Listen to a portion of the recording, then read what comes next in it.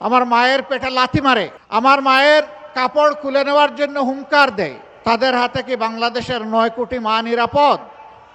আমরা জামাতে ইসলামীর বিজয় চাচ্ছি না, আমরা 18 কোটি মানুষের বিজয় চাচ্ছি।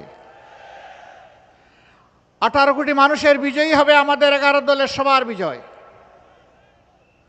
চট্টগ্রামে এই প্রতীকটি দাঁড়িপাল্লা, 300 আসনে বিভিন্ন জায়গায় বিভিন্ন প্রতীক থাকবে। এই প্রতীকের পক্ষেই জনগণকে সাথে নিয়ে 11 দল লড়ে যাবে ইনশাআল্লাহ।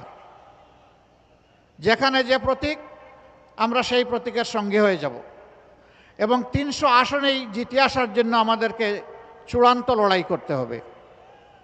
আমরা বিশ্বাস করি সত্যের বিজয় হবে ইনশাআল্লাহ।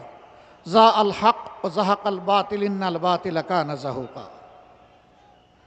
বাতিল সব তছনছ হয়ে যাবে ইনশাআল্লাহ।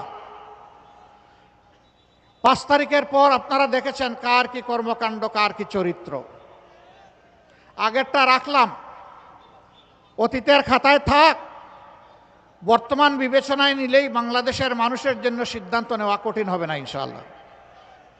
যারা আমার সম্পদেও হাত দেয়, যারা আমার জীবনেও হাত দেয়, যারা নিজেদের জীবনকে শেষ করে দেয় এবং যারা আমাদের মায়েদের ইজ্জতে হাত দেয়, আমার মায়ের পেটে লাথি মারে, আমার মায়ের কাপড় খুলে নেওয়ার জন্য হুঙ্কার দেয়, তাদের হাতে কি বাংলাদেশের 9 কোটি মা নিরাপদ?